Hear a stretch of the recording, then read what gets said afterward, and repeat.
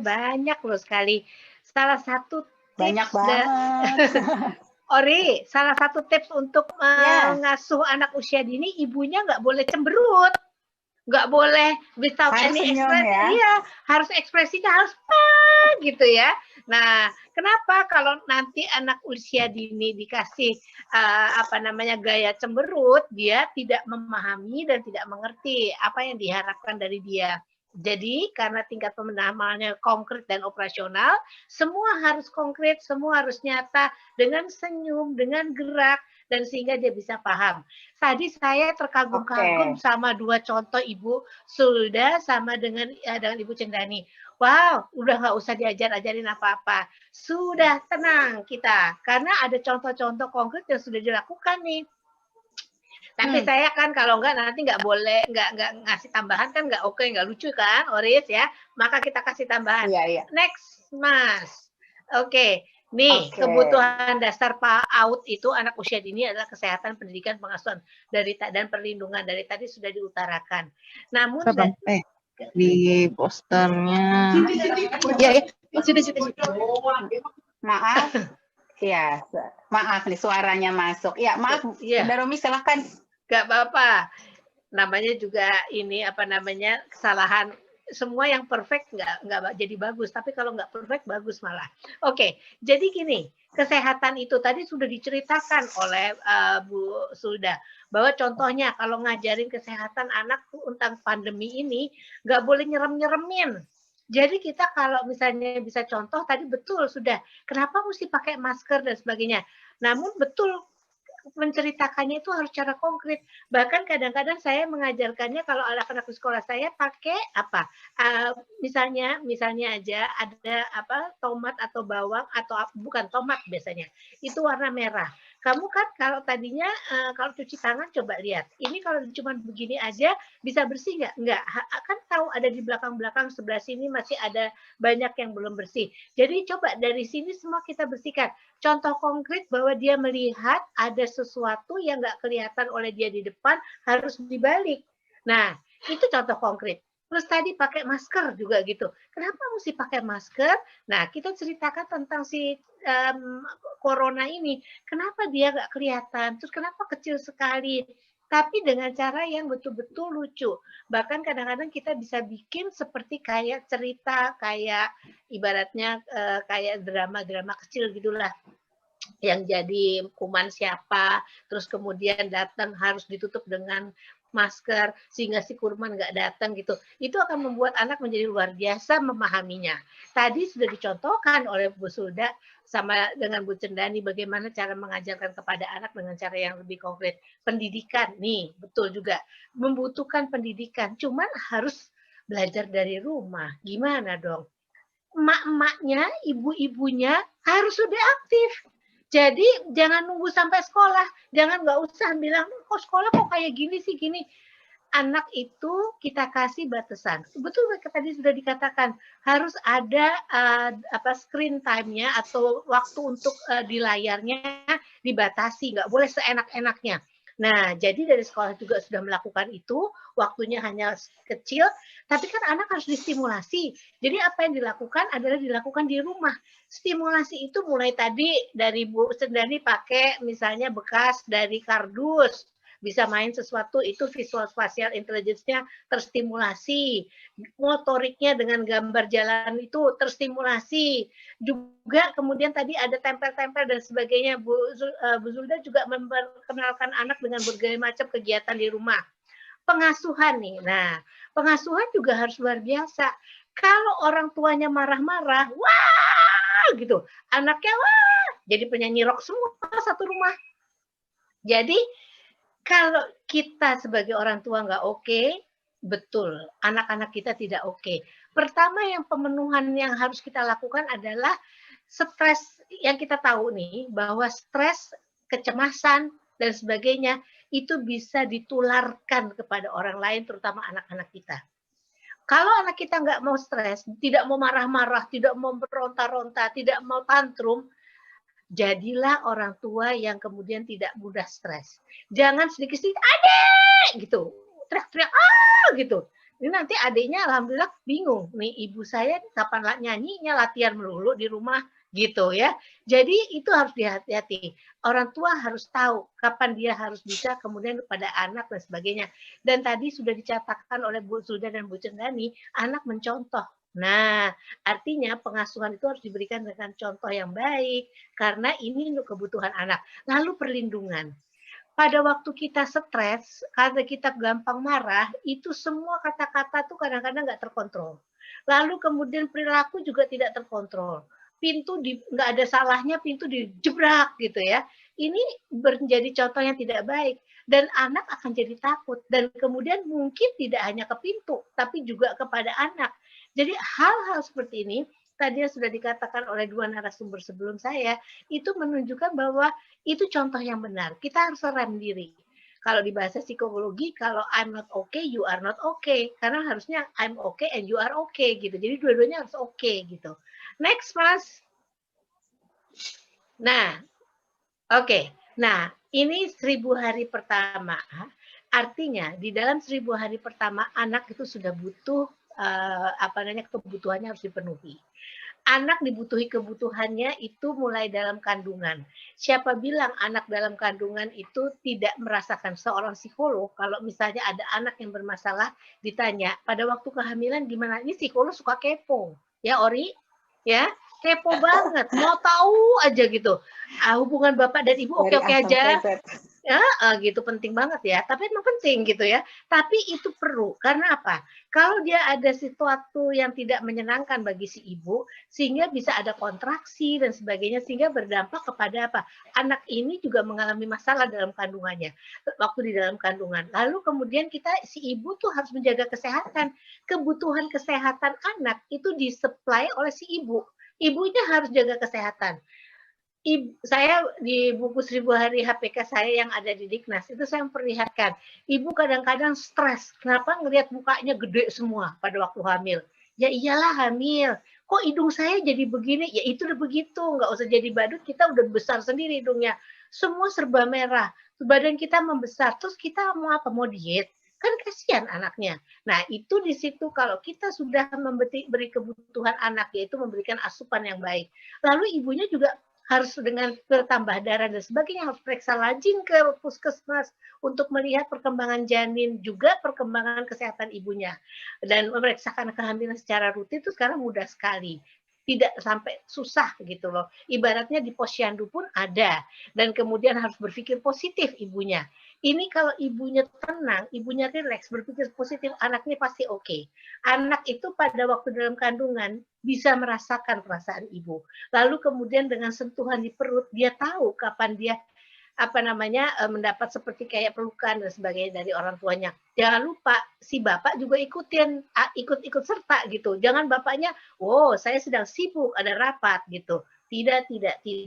Karena bapak harus ada di rumah juga. Karena bapak siaga kan harusnya gitu ya. Next, Mas. Nah, 1000 hari pertama itu sampai 2 tahun. Jadi gini, kalau mau melakukan segala sesuatu tentang kebutuhan anak, kita harus lihat karakteristik anak. Dan tadi Ibu Zulda dan Ibu Sendani itu sudah betul-betul melakukan apa yang dibutuhkan. Anak itu pada masa 1-2 tahun ini ada yang namanya golden age. Kognitifnya itu harus terus berkembang. Sehingga informasi pengalaman harus dapat. Pengalaman yang dilakukan di rumah, main di rumah, melakukan kegiatan dengan orang tua, dan sebagainya. Itu semua adalah membantu untuk menambah informasi untuk kognisinya atau kognitifnya. Jadi inilah yang kita harus lakukan. Anak itu otaknya kayak sponge. Sponge itu loh yang untuk ini Ori, yang untuk bedakan tuh sponge. Itu kan ada pori-porinya ya. Kalau sponsnya bagus, pori-pori bagus, dia akan menyerap air kenceng atau menyerap airnya bagus banget. Betul kan? Nah, si sponge itu dianggap sebagai otak. Nah, ada tokoh namanya Colin Rose. Dia mengatakan gini, ibu-ibu, otaknya itu seolah-olah spons. Taruh di atas air. Air itu pengalaman yang ada dalam diri anak atau apa yang pernah dialami anak. Pada waktu spons ditaruh di atas air, sponsnya banyak menyerap. Tapi kalau pengalamannya nggak ada, tidak akan ada yang diserap. Gitu. Jadi tadi betul, tadi anak-anak nggak suka sayur. Anak kalau nggak dikasih pengalaman, mungkin dia juga satu saat bilang, aku suka pete daripada jengkol. Ibunya, hah gitu. Tapi kalau di Padang pete teman baik ya Bu ya, Bu Zulda ya. Jadi kita tuh harus memperkenalkan gitu. Kenapa? Pak, jangan sampai anak tidak punya pengalaman. Anak pada satu titik, dia harus bisa membedakan, saya lebih suka A daripada B. Kenapa? Dia tahu alasannya. Ya nggak usah kayak pengamat makanan yang teksturnya, rasanya, apa nggak usah gitu. Tapi dia, aku suka ini mama, ini enak gitu. Nah ini semua adalah untuk merangsang kognitifnya. Itu artinya apa? Pengalaman. Dan pengalaman tadi dengan Ibu Sulda dan Ibu Cendani sudah dicontohkan. Fisik motorik. Nih, masa pandemi. Susah bergerak. Lalu kemudian diajak duduk, tidur aja. Ya Allah, kasihan amat itu anak. Anak itu harus belajar bergerak. Bergerak itu terus alasannya, Bu Romi, gimana anak saya bisa bergerak? Kan emang kegiatan nggak bisa dilakukan di luar rumah. Hei Bu, pernah tahu namanya ruang tamu? Coba singkirkan semua mejanya. Luas jadinya. Saya pernah dapat kasus nih orang tua, ibu nggak tahu sih, saya tinggalnya kan di apartemen, sana kiri kanan tembok, katanya gitu. Terus saya tanya, Bu ada tangga nggak di situ? Ada. Oke, kalau mau latihan anaknya udah cukup besar, kita bisa balapan pura-pura naik turun tangga, jangan pakai lift. Atau kalau memang ruangannya memungkinkan, kita bisa main kegiatan di situ. Bahkan fisik motorik ini harus dibantu anak, karena pada saat ini, pada usia 1-2 tahun, itu perkembangannya luar biasa. Dia dari tidak bisa jalan jadi bisa jalan, motorik kasarnya berkembang dengan baik, itu pada saat usia ini. Kalau tidak distimulasi, tidak terjadi. Sementara anak butuh stimulasi. Lalu psikososial. Psikososial itu apa sih sebetulnya? Ya, anak itu kadang-kadang tampil sikap tantrumnya. Tantrum itu ya kalau nggak diizinkan mendapatkan sesuatu yang dia inginkan, nangis-nangis, guling-guling gitu ya. Nah, untuk mengajarkan anak supaya kebutuhannya psikososialnya terpenuhi, kayak tadi, pakai bicara, pakai komunikasi. Gimana caranya menanggulangi bahwa anak jangan sampai tantrum? Saya biasanya mengajarkan kepada ibu-ibu, anak itu harus belajar berkenalan dengan orang lain. Jadi dia kalau ketemu orang tidak sampai tidak sampai kaget. Ini kok banyak orang, karena kan selama pandemi ini jarang ketemu orang. Ketemunya emaknya lagi, bapaknya lagi. Nah, sekarang kita gimana caranya? Bisa dengan video call, bisa dengan yang lain. Psikososial bisa ditanggulangi. Dan kita tahu bahwa anak ini masih egosentris, makanya semua kiblatnya ke dia. Kalau Ibu Zulda kan masih ada adik-adiknya ya Bu, ada adik kakak ya, ada 3 ya. Nah, kalau Ibu Cendani ada cuma 1. Ini berbaginya sama siapa? Kalau bapak ibunya rebutan ayam kan nggak mungkin, pasti dikasih ke anaknya. Jadi belajar berbagi itu dengan cara macam-macam. Kalau punya piaraan, entah misalnya ikan, kucing atau apa, kita bisa bilang, adik makan tapi adik kasih ya. Kalau ikan mungkin nggak dikasih ayam ya Bu, tapi dikasih makanan ikan gitu. Jadi dia punya empati ke arah sana. Gitu. Next Mas. Nah, 3-6 tahun. Kembali lagi, kebutuhan tadi itu disesuaikan dengan karakteristiknya anak ini.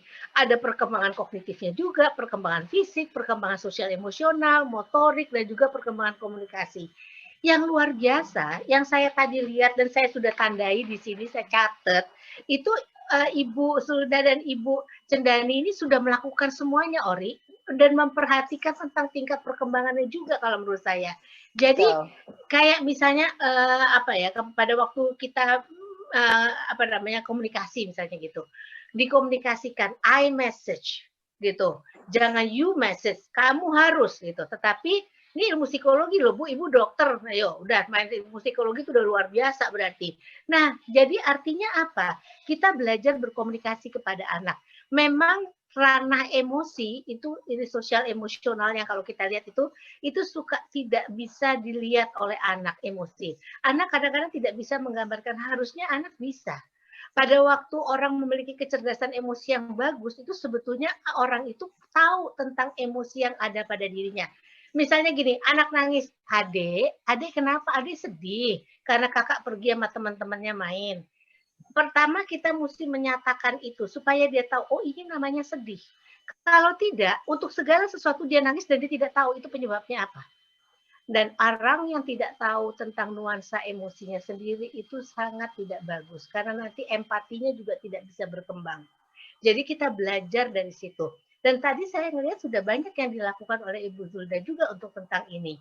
Mengajarkan kepada anak untuk kemudian bisa berkomunikasi dalam kaitannya tentang emosinya. Hari ini nuansa emosi kamu apa? Mendung, Bunda. Karena Bunda tidak tadi kasih aku es krim, jadi aku mendung gitu ya. Lalu kemudian perkembangan motorik di anak usia segini juga, karena mereka memang sedang butuh itu. Tadi saya lihat banyak sudah difasilitasi oleh kedua Bunda ini. Misalnya gini, yang tadi saya bilang, anak ini udah lebih besar dari anak 1-2 tahun. Berarti 3-6 tahun tuh tadi yang saya bilang gerakan fisik sudah bisa harus lebih banyak. Udah ada main sepeda. Kalau menurut saya bisa bikin kegiatan-kegiatan yang sangat gampang di rumah untuk membantu motoriknya. Kalau motorik kasar itu berarti dia kan harus jalan, harus lari, harus meremas. Itu bisa dilakukan di rumah menggunakan kegiatan misalnya bekas kertas ditarik-tarik seperti ini dilepas terus kita bikin seperti nanti kayak kolase atau apa yang membuat dia jadi pekerjaan tangan yang luar biasa, itu melatih. Jadi apa yang dilakukan oleh Ibu Zulda dan Ibu Serdani itu sudah menggambarkan tentang menstimulasi perkembangan motorik. Jadi intinya pada waktu kita bicara tentang kebutuhan anak, pertama yang harus dilihat umur berapa anaknya. Yang tadi, setelah itu kedua harus kenal anaknya. Orang tua jangan tidak kenal anaknya. Kenal anak tuh bukan kenal nama dan saya tahu anak saya laki atau perempuan. Tapi anak saya lebih dalam seperti apa ya? Apa yang dia suka, apa yang tidak dia suka. Jangan kasih stimulasi kepada anak dengan sesuatu yang dia tidak suka, nggak suka sayur, kita jejelin sayur, akhirnya trauma terhadap sayur. Tetapi bisa juga begini, kayak tadi diperkan dengan atau dibarengkan dengan antara sayur yang jangan dikasih pare dulu ya Bu, pahit banget soalnya pare ya.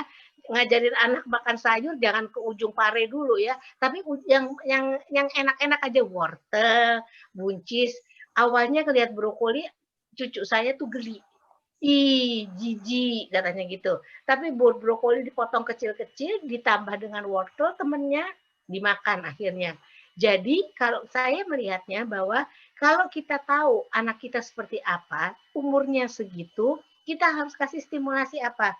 Masalahnya stimulasi kalau tidak dikasih tepat sesuai dengan usianya, akan berdampaknya tidak terlalu bagus. Pertama, bisa lebih sulit. Kalau yang kedua, lebih terlalu mudah, itu juga tidak menantang. Sehingga anak lama-lama bosan. Ya, dan ini kalau saya lihat juga ada perkembangan komunikasi itu yang harus diajarkan pada anak 3-6 tahun itu besar sekali manfaatnya untuk dia nanti pada waktu sudah di SD, sudah di sekolah formal gitu. Next, Mas. Nah, pemenuhan kebutuhan anak usia dari 1-6 tahun, jadi di kesehatan, nutrisi, kemudian menghadapi pandemi ini harus 3M, memakai masker, mencuci tangan, lalu menjauhi kerumunan, itu diajarkan. Dek, kamu boleh main, tapi kalau orangnya banyak jangan ya Dek. Kayaknya kalau yang ada boleh dalam klaster tertentu, maksudnya apakah ada neneknya, atau omnya, atau ponakan, itu masih boleh karena tinggal satu rumah misalnya. Lalu kemudian gimana cara hidup yang bersih, itu kita ajarkan. Kadang-kadang orang mikir gini, cuci tangan itu pada waktu masa pandemi. Kalau saya bilang harus anak diajarkan sering-sering cuci tangan. Saya masih terkagum-kagum sekarang di masa pandemi banyak sekali tempat untuk cuci tangan. Yang dulu tuh kemana aja ya tempat cuci tangannya? Di tas saya selalu ada tisu basah. Cuma tisu basah tuh sebetulnya tidak menjawab permasalahan kotor sampai ke mana-mana. Itu hanya terbatas gitu. In case of jika emergency itu kalau diperlukan banget, nah itu baru kemudian keluarlah si tisu. Tapi kalau selama masih ada air mengalir, sebaiknya air yang mengalir ya. Nah, pendidikan itu juga perlu mendapatkan stimulasi yang benar. Jadi pendidikan itu kita sekarang belajar dari rumah ini membantu anak untuk mencapai atau menstimulasi anak mencapai tingkat tugas perkembangannya. Tapi sekedar tugas perkembangan tercapai harus diimbangi dengan cara yang betul-betul menyenangkan. Tadi sudah dikatakan oleh Bu Cendani dan Bu Zulda. bahwa cari cara yang membuat dia senang, jangan dia terpaksa melakukannya. Makanya pendidikan itu juga kalau di rumah nggak usah terlalu dikatakan belajar, bermain tadi betul. Dek, ayo, ini logical matematik, Bu. Anak kecil 1 sampai 2 tahun, itu logical matematik bukan 1 tambah 1 sama dengan 2, 2 tambah, bukan begitu. Angka itu abstrak. Di dalam angka 2, itu ada 2 apel, 2 kerupuk, 2 apa. Anak nggak bisa membayangkan. Tetapi yang kalau mau ngajarin matematika tingkat 1-2 tahun sampai 5 tahun, Dek, pisahkan mainanmu yang warna merah dengan yang biru. Itu dia bisa pisahkan, itu logical matematik. D, urut mainanmu dari yang besar sampai yang kecil. Itu awal dasar matematika. Matematika itu melihat mana yang banyak, mana yang sedikit. Itu anak belajar seperti itu dulu, bukan dengan simbol-simbol. Jadi kita sesuaikan dengan karakteristik anak, apa yang anak sukai, lalu kita main di situ. Nggak usah belajar itu kemudian hanya dengan paper and pencil, tapi bisa juga belajar itu dengan apa yang ada di rumah. Aduh, Ibu perlu nih, kira-kira Adek tahu nggak ya yang namanya sendok? Coba Adek ambil sendok, Ibu perlu sendok 2. Ini anak 4 tahun misalnya. Dia cari yang namanya sendok, dia datang. Itu matematika dengan cara yang konkret. Lalu kemudian pengasuhan, pola pengasuhannya. Tadi saya bilang di awal, pola pengasuhan itu sangat tergantung dari gimana kita orang tua mengasuhnya. Ini ada sesuatu yang saya berkesan sekali ya. Anak itu saya selalu bilang investasi yang luar biasa yang tidak akan ternilai harganya lepas dari apartemen, tanah yang kita punya. Coba bayangkan, pada waktu pengasuhan terhadap anak kita salah, seorang ibu dan seorang ayah akan melihat kelalaiannya, kesalahannya seumur hidup sampai dia menutup mata. Jadi kalau kita mengatakan kita sayang sama anak kita, bukan berarti diberikan hadiah terlalu banyak. Dikatakan sayang bukan berarti anak itu kemudian ibu sayang ya sama kamu, makanya ibu marah. Ini kan tulalit nih ibunya. Orang sayang tapi dia marah gitu. Nanti kalau misalnya anak yang marah kepada temennya, jangan takut, jangan tanya. Karena itu dia pikir kayak ibu saya di rumah. Ibu saya marahin saya karena ibu saya sayang. Jadi saya boleh dong marahin teman saya. Lalu kemudian perlindungan. Ini perlindungan ini gadget nih. Banyak sekali gadget itu sekarang yang kemudian harus dipakai sebelum waktunya. Tapi kalau di Indonesia saya lihat semua anak udah ngerti gadget. Siapa yang memberikan? Alhamdulillah ibunya sendiri. Alhamdulillah bapaknya sendiri. Artinya kita juga harus menyiapkan. Ada memang nanti cara-cara di mana kita bisa mengunci itu untuk kemudian gadget itu tidak dipakai oleh anak ke mana-mana, dengan artian kita bisa melihat dari historinya dia buka apa saja. Saya baru punya klien pasien itu yang kemudian anaknya buka gadget, dia pakai keyword wanita cantik. Jeng-jeng, keluar wanita cantik, lama-lama nggak ada busananya. Terus kemudian ada lagi dia keyword apa. Itu keluar dengan sendirinya. Coba bayangkan. Itu kita nggak ketahui loh. Tapi begitu gampangnya membuat keyword atau kata kunci. Sehingga yang keluar tuh bisa sesuatu yang tidak kita harapkan. Dia tadinya ingin mencari artis Korea. Wanita cantik. Itu dia mau lihat apakah si artis Korea yang dia bilang cantik termasuk cantik. Tapi keluarnya begitu. Coba, jadi kita nggak suka kadang-kadang sampai ibunya perlu sampai ke psikolog. Kasihan ibunya, karena ibunya kemudian jadi kayak polisi. Tiap kali anaknya udah di dekat komputer, ini kebetulan anaknya kelas 2 kalau nggak salah. Itu dia kemudian ibunya udah ngintip, dia buka apa ya gitu. Lama-lama kan juga nggak nyaman untuk anaknya. Oke, next Mas. Nah, pendekatan untuk out, pertama tadi saya bilang tingkat perkembangan kognitifnya masih terbatas, jadi harus bahasa sederhana, konkret. Metodenya praktis dan menarik. Jangan kita ngomong sama anak balita, saya tadi bilang di awal, sama anak PAUD itu kalau ngomong dengan ekspresi. Anak-anak, ayo kita main. Ih, anaknya pengen nabok katanya. Kenapa? Ibu saya nggak berekspresi. Ya harus gini, hey yuk kita main yuk. Nah, muka kita ini menandakan mengajak anak. Body language itu menunjang kata-kata. Ekspresif yang tadi saya bilang. Mengingat rentang konsentrasinya terbatas, jangan kasih kegiatan terlalu lama. Adek, ibu baru bayar beli buku bagus sekali, bukunya setebel ini. Silakan adek baca, gubrak dia. Rentang konsentrasinya masih pendek. Jadi misalnya pada waktu dia konsentrasi itu bisa 1 menit itu untuk antara 1 sampai 3 menit untuk 1 tahun. Jadi kalau anak kita 2 tahun, mungkin dia hanya bisa 2 menit atau 6 menit. Jadi jangan dikasih buku setebel ini, bingung dia. Terus kemudian mengajarkan dengan contoh, hindari labelisasi pada anak. Jangan bilang bodoh, tolol, dan sebagainya. Karena itu sangat membekas. Next, Mas. Nah, kiat-kiat memenuhi kebutuhan anak usia ini nanti bisa dibaca, mungkin nanti bisa di-share, tapi kita harus rutin memantau kesehatannya dengan cara kita selalu ada rutin kan, apakah ada vaksin dan sebagainya. Stimulasi harus dilakukan, aktivitas di rumah yang kemudian menarik. Ingat, selalu lihat juga usianya, minatnya di mana, kemudian apa yang dia masih kurang, apakah kinestetik, apa motoriknya, atau apa. Lakukan sinergi dengan pendidikan seperti PAUD dan sebagainya. Jadi jangan sampai bentrok gitu. Lalu komunikasinya yang efektif tadi, pola pengasuhannya itu dari komunikasi, gimana cara kita bicara, tetapkan pola asuh yang bagus, tetap diet, screen time. Screen time itu jangan diberikan kapan saja, tapi ada batas waktunya. Diet itu tidak hanya diet makan, tapi diet untuk menggunakan layar TV atau laptop atau apapun juga. Lalu kelola emosi orang tua. Jangan emosinya, karena kita tahu dalam keadaan sulit kita marah-marah, insya Allah kita nggak akan berubah apa-apa. Yang ada adalah mesti membantu untuk langsung life skill. Life skill itu keterampilan hidup. Tadi Bu Cendani sudah mengatakan tentang life skill. Ada 7 virtue dari 7 hal esensial dari life skill.